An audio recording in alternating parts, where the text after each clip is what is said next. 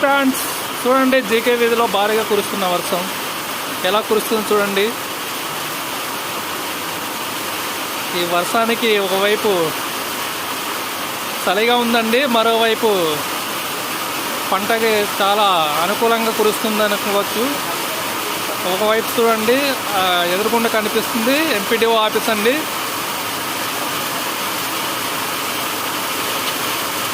చూడండి,